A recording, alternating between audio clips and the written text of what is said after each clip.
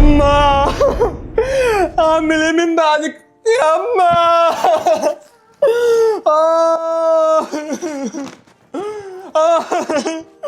معلش يما الحاج عليا، طلبت مني امبارح جرجير ومرش اجيب لك حاجه عليا.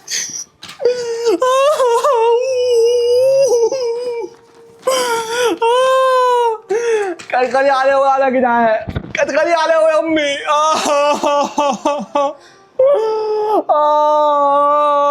في ايه؟ يا ماما الله يرحمها. ما تسيبنيش يا ماما. ماما حبيبتي يا ماما، يا حبيبتي يا ماما، يا حبيبتي يا ماما، يا امي يا حبيبتي يا ماما، يا حبيبتي يا ماما، يا ماما امي يا ماما، انا محتاجه لك يا ماما، انا محتاجه لك يا ماما، امي يا ماما،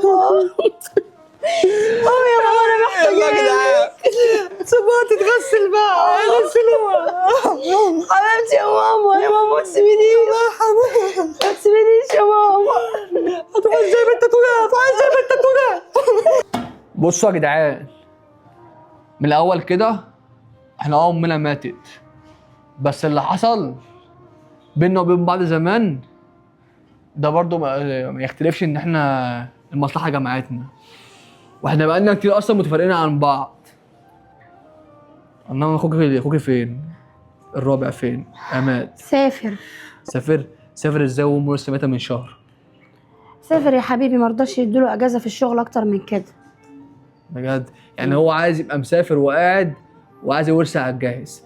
طيب مبدئيا كده يا جدعان احنا هنطيره من الورث. ازاي الكلام ده؟ اخوك الكبير برضه. يا ابن اخوك يا ابني، ازاي تعمل كده؟ انت هتقبل تاكل حق اخوك؟ لا ما اقبلش، بس يعني الصح ناخد نصيبه ونبعته له، مش قصه. شايفين كده يعني؟ يعني هو عايزك في ايه؟ بس عمره ما جه لامك.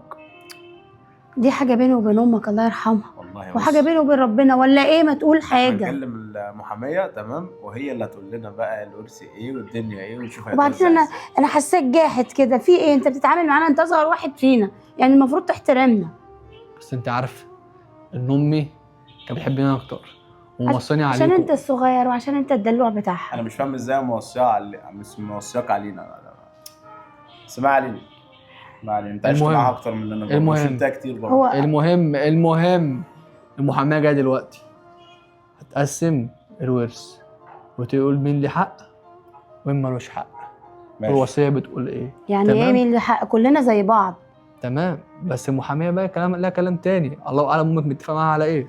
تمام قوم كلمها. هي امك كانت تعرف محامين ولا عمرها اتفقت مع محامين؟ انت بتتكلم كده ليه؟ مش عارفه، حاسه قلبك جامد كده. هو عايش معاها اكتر مننا، اكيد عارف رايح فين وجايه منين ودنيتها ايه. اسكت، انا حاسه ان في حاجه غلط. لو في حاجه غلط هقول. انت عشان كنت على طول بعيد عن امك. خلاص قلت لك هكلمك. الله اعلم بقى. المهم هكلم المحاميه وهاجي لكم. ماشي. بقول لك ايه، انا حاسه ان في حاجه غلط في الموضوع. هو علشان عاش معاها اكتر مننا برضه. عاش ايه وعمل ايه؟ يعني ايه طير اخوك كبير من الورث؟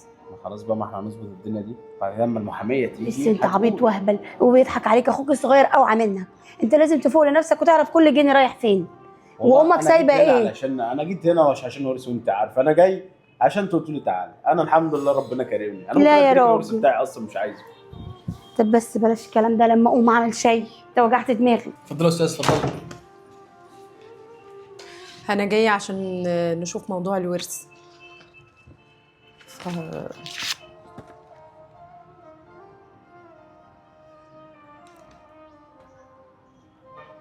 كات.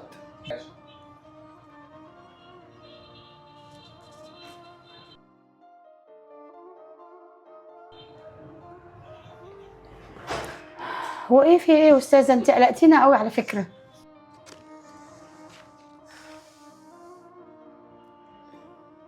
عايزه اقول لكم ان الورث كله مكتوب باسم اسلام اخوك الصغير. ايه؟ انت بتقولي ايه؟